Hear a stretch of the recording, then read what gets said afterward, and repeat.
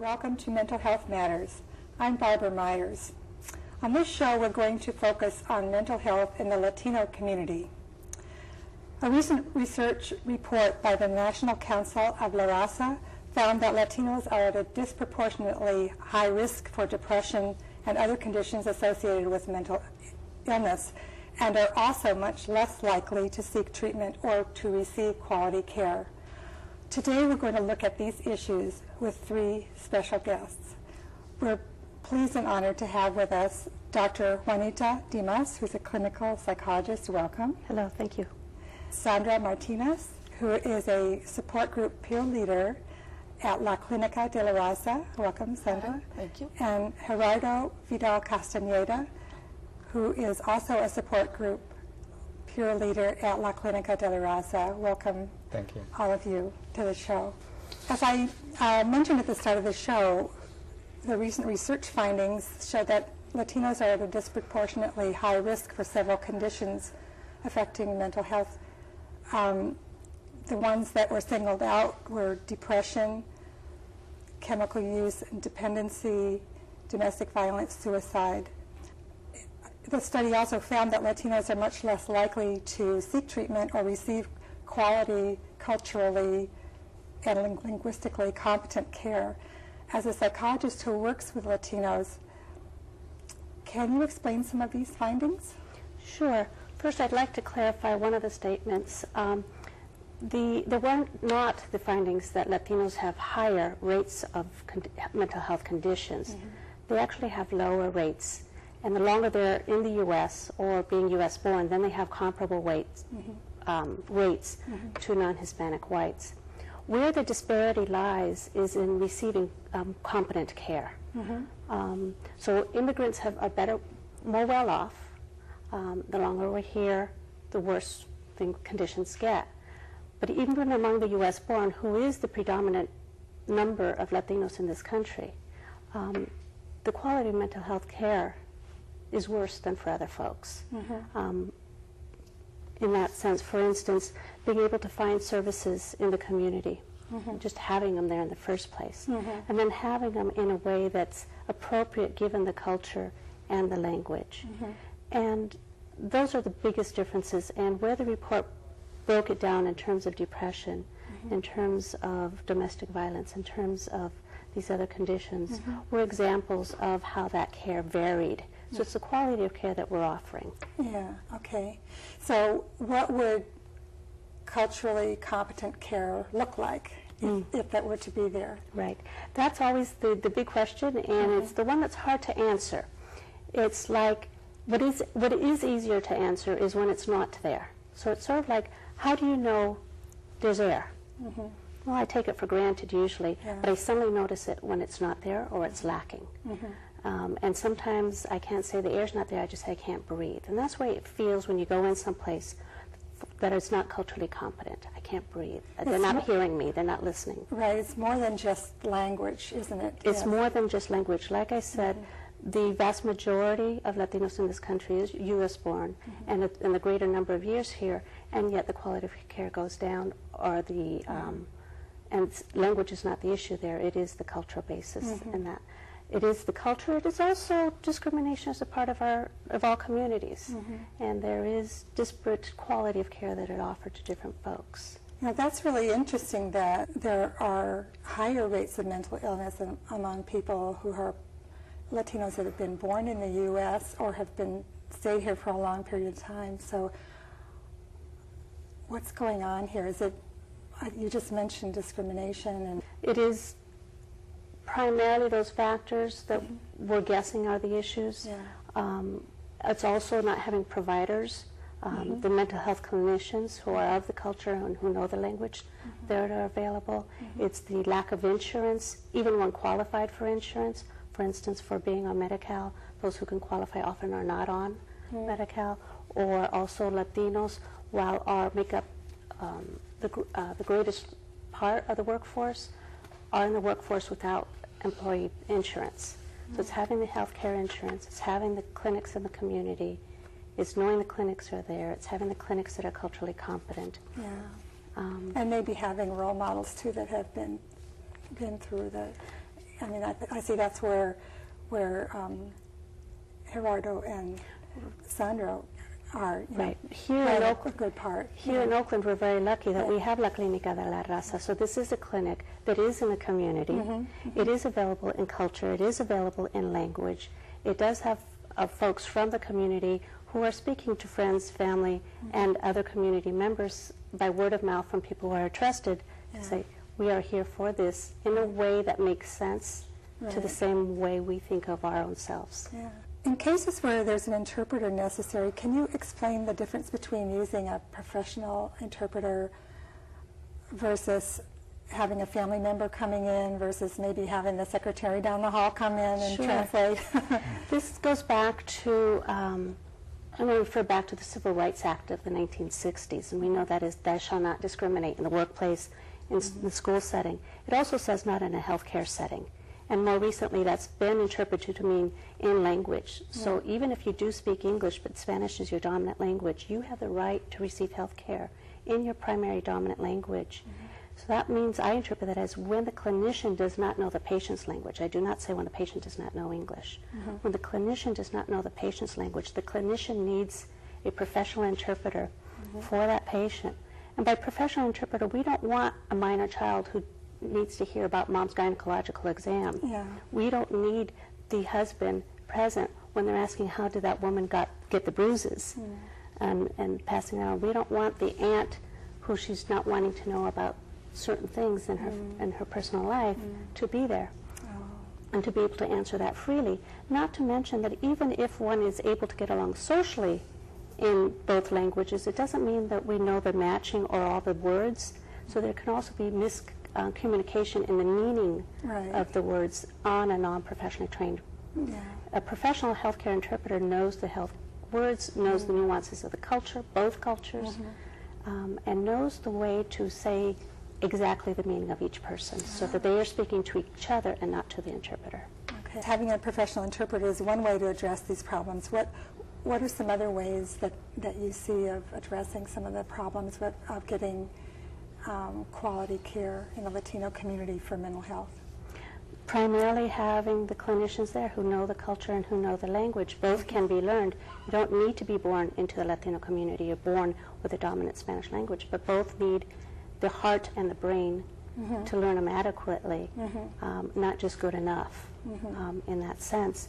Having the peer counselors available are great, like La Clínica de la Raza. The folks ask, well, Latinos don't believe in therapy anyway. I said, since when? Since the beginning of time, we've had our platicadoras. We've had our healers that are both the physical healers and our word talk healers. And it's a matter of, can it be delivered within the sense of our culture and not of the foreign system that might not be trusted. Right. And so if we can connect in that sense, I have mothers bringing their children, I have grown men coming and crying. These are, Latinos that don't fit the stereotype. I think the stereotype's not accurate in that way. Well, thank you. Sandra, I'd like to talk with you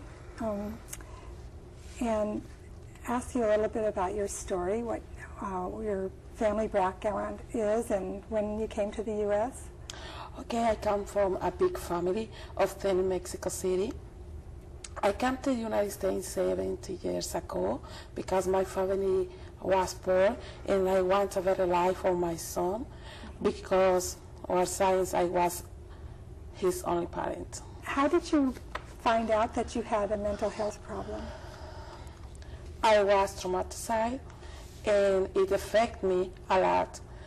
I became hopeless, sad, depressed, isolated, and stressed. You felt stressed out and you were isolated and very anxious, maybe? Yeah. A lot anxious. Yeah. I had a lot of anxiety for my depression, because my diagnostic is post-traumatic stress disorder, and that's too hard. What kind of treatment did you have, or how did you seek help? I had individual therapy, group therapy, and I was taking medications.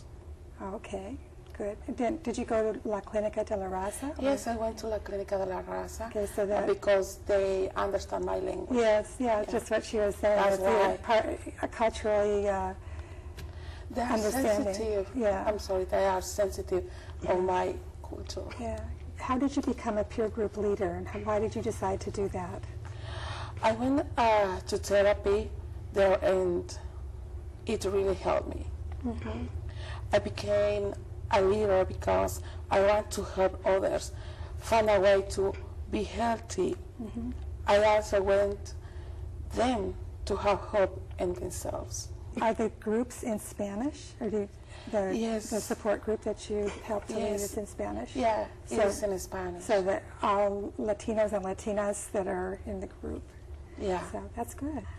It's another piece of the puzzle that you were saying, that you now have a community, of folks that trust each other and that understand each other. And how has this affected your life? What are some of the good and the bad things that might have happened?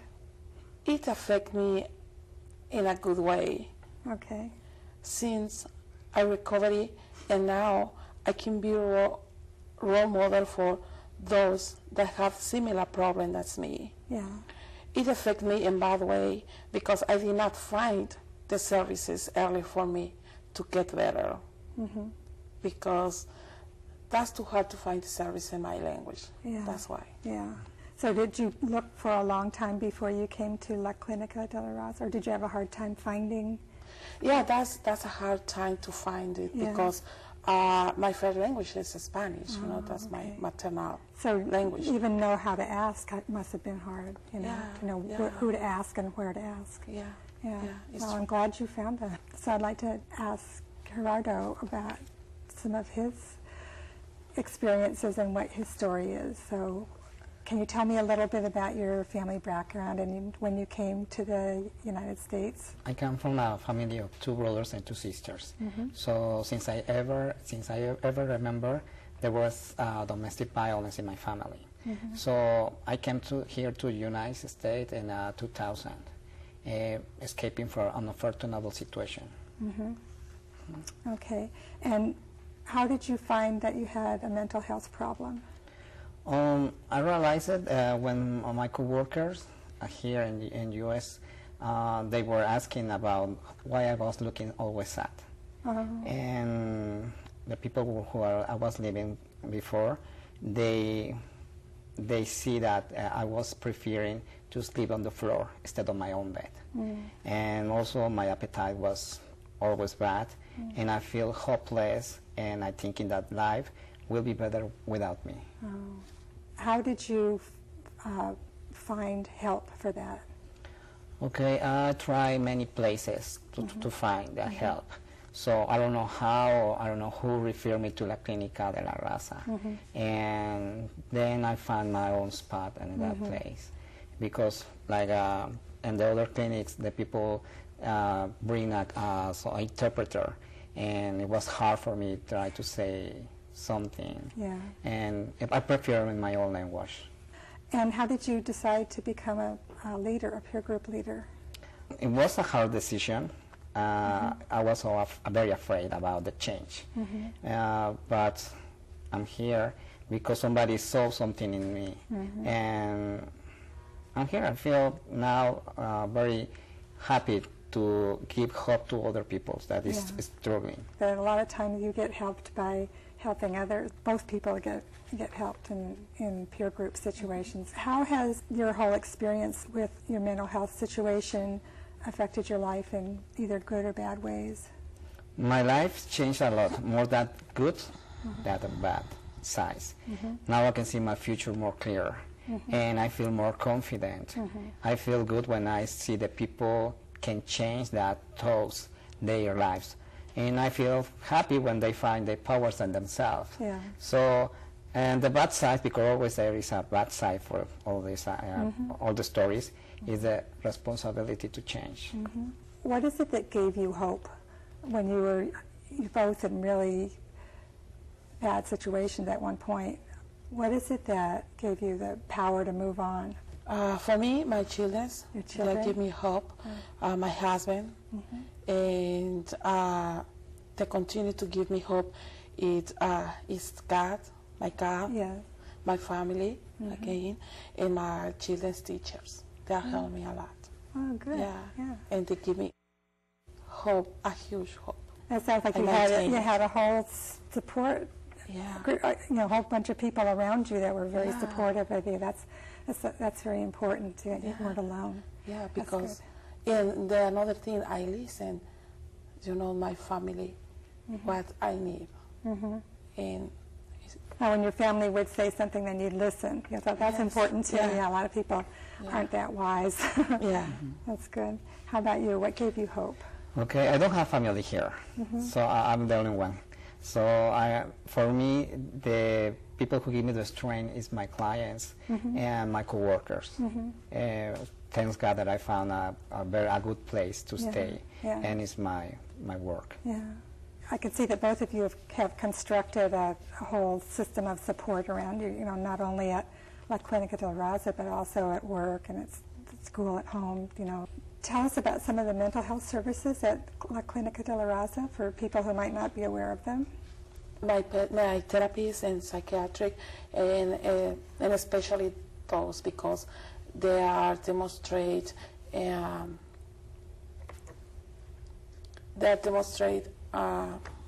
compassion to me.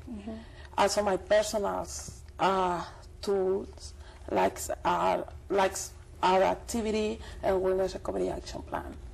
How about, do you have anything more to talk about what the La Clinica has? We provide services for family, children, teens, adults, and others. And also we have individual therapy and groups and support groups. And that's make the whole net, the supporting net for the community that we try to offer. Does the organization serve only Latinos, or is that they also serve people that speak other languages? No, we offer anybody from Alameda County. This is a question really for all three of you, I think. Do you think that the prejudice against people with mental illness is greater for Latinos than for others in society, or are they less likely to admit having a problem, and why might this be the case if it is? I would say both yes and no. Yes and no, The okay. stigma is greater and not as great. Okay. I think in some ways, there's many different Latino cultures from many different countries, but in general, to put it together, there is a tendency to accept a family member as they are. Oh, that's just how they are. He's our family, and we accept him, and we just take care of him and build supports around him, and that's okay. Everybody in town knows that, and that's okay, on one hand. On the other hand, there is a strong stigma against being crazy. And part of it is because in many of the other countries is the few services there are usually the old-fashioned state psychiatric wards. And so you have to be truly out of control, psychotic, and treated very poorly. And so there was not the desire to be seen as belonging there or ever wanting to end up there. Okay. And so there's both the fear as well as the acceptance, I believe. But perhaps Sandra and Gerardo can add more. That was perfect. In our society, always our families or the community thinks that if you have a mental health problem, you're going to be lazy or crazy. And it's a big label, right? Yeah, it's true. Yeah. How is the spiritual community? You mentioned that your church was helpful to you. How has it helped you? For some person, it depends, because it depends what religion people are, and if the religion is supportive or not in mental illness and mental health services. But for myself, for my self-experience, it's helped me. It's helped you? Yes. Okay, good. How about you? No, for me too, the spiritual tools and the community is very important. For me, it helped me a lot. Yeah. Have you found that with your clients or brought that up? I don't know if it enters into what you do with your clients. It definitely needs to be part of the area of inquiry with an individual of what spirituality means to them, if anything. And so if it's something that's important to them, that we bring that in within the way that it works for them. If it's something that's not important to them or they don't believe in, what are their beliefs in their life? What is meaningful to them of life? And using those as support. So very much the part is not just what are the symptoms and the pains, but part of that finding hope is remembering the values of why we're here from their point of view, not from mine. I don't speak it to them. What would you tell a Latino or a Latina friend who thinks they might have a psychological problem? What would you advise them to do? To find the services, because there is someone that can help you. Provide support in asking for help and treatment. Listen to the concerns and issues and encourage them to accept help from others. Is there anything else to add there? No, it's the same thing. No, Just, the same thing, give them the courage to go and try to find the answers, Yeah. so they help. One of the things that I find is very helpful for some people is to let them know that when they seek help from professional sources, that it's completely confidential, meaning there isn't the gossip going around, that it doesn't get passed on even to, if they come to me as a psychologist, I can't speak to their minister. If the minister, even if I know that person. If I do, I might lose my license to be able to practice. So that is also very reassuring that they have some place to go that will be kept completely private. What benefits, if any, have you found from going through this experience that you had? The resource is helpful for Latinos to rely on others such as family, religions, friends, neighbors, social activities, exercise, hobbies, and learning action steps to stay well. Wow, that's great. You have a whole... That's a bunch. Yes, it is. A whole plan for your life, it sounds like, more than just take these medications and we'll see you next week. That's great. Yeah. How about you? Well, I learned a lot about myself. That's important for me. And like you said, I need to have a schedule for my regular activities for the day, even for the month. Yes. And it's very important in taking the medicine. So I have learned about, even for about mental health issues in the Latino community, and as well as the resources available. So I become a part of the structured support system for the Latinos in this community. That's very important for me. Yeah. If I had a friend who was a Latino and was looking for help, I would have them talk to somebody like you, who can speak in their language in ways that they would trust, that they could hear you and could understand what you're talking about.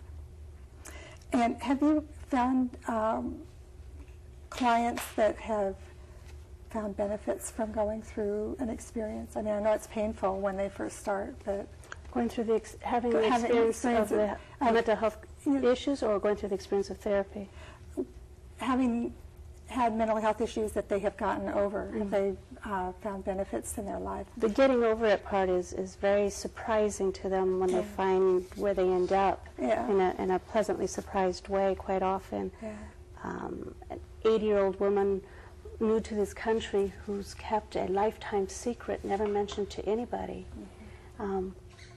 came, what did she know about therapy and getting it off her chest and being able to reveal that. She felt much freer in ways that she had never experienced in her whole life. So she had the last few years in a new worldview that she didn't imagine. She thought she was just getting something off her chest in that sense. So that that is one availability. While it knocked you down, you come back up and you're stronger than you ever thought you were. Unfortunately, not for the good reasons, but if you could survive that, you can survive almost anything. Okay, well, thank you.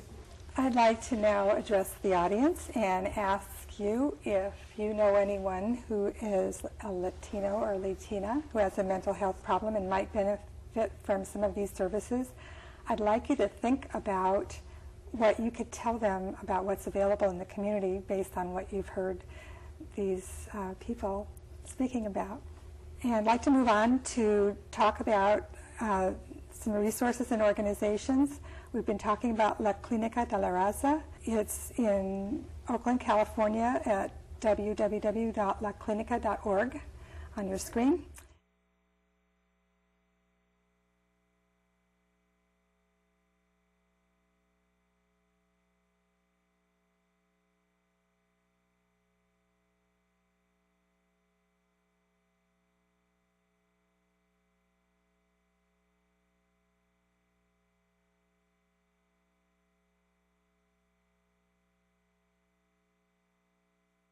Also in county is La Familia Counseling Services in Hayward. The web address is www.lafamiliacounselingservices.com, as you see on your screen.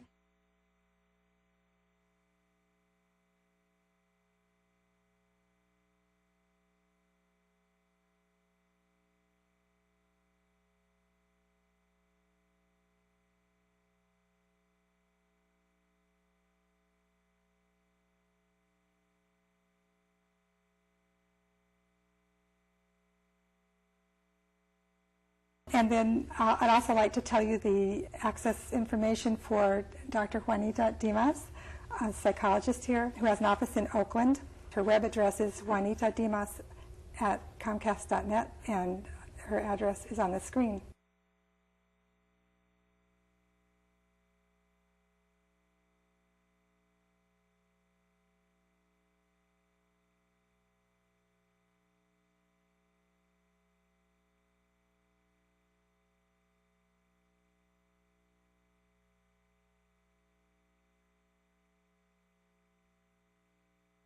I'd like to thank Juanita, Gerardo, and Sandra for being guests and telling us all this important information about mental health in the Latino community. And to close, I have the words by the Reverend Wayne Arneson. Take courage, friends. The way is often hard, the path is never clear, and the stakes are very high. Take courage. For deep down, there is another truth. You are not alone. Thank you for watching, and we'll see you next time.